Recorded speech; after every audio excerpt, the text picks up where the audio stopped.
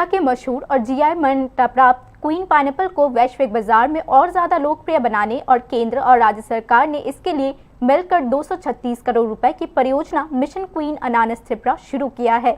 इस परियोजना का औपचारिक उद्घाटन न्यू दिल्ली में union donor minister Jyotiraditya Scindia, मुख्यमंत्री डॉक्टर मानिक शाह और कृषि मंत्री रतनलाल नाथ के मौजूदगी में किया गया।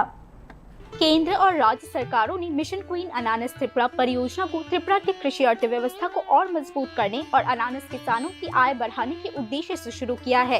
कृषि मंत्री रतनलाल नाथ ने बताया कि इस 3 साल की परियोजना के तहत क्वीन अनानास के प्रोडक्शन, प्रिजर्वेशन, प्रोसेसिंग, ब्रांडिंग और अंतर्राष्ट्रीय बाजारों में इसके निर्यात पर विशेष जोर दिया जाएगा।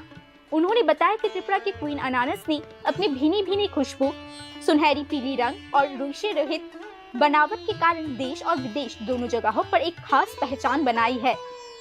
जहां किसानों को अभी अपने उपज के लिए सिर्फ 6 से 10 रुपए प्रति किलोग्राम का दाम मिलता है, वहीं अंतर्राष्ट्रीय बाजारों में इस अनानास की कीमत 80 रुपए से 150 रुपए हो सकती है। मंत्री ने आगे बताया कि सिर्फ फल बेचने के अलावा इस परियोजना में अनानास की पत्तियों से ब्रोमेलिन नामक एंजाइम निकालने की भी योजना शामिल की गई है। यह एक ऐसा पदार्थ है जिसका इस्तेमाल दवा उद्योग में किया जाता है। इसके अलावा अनानास से बने अलग अलग तरीके के खाद्य और बेकरी उत्पाद बनाने के लिए भी पहल की जाएगी।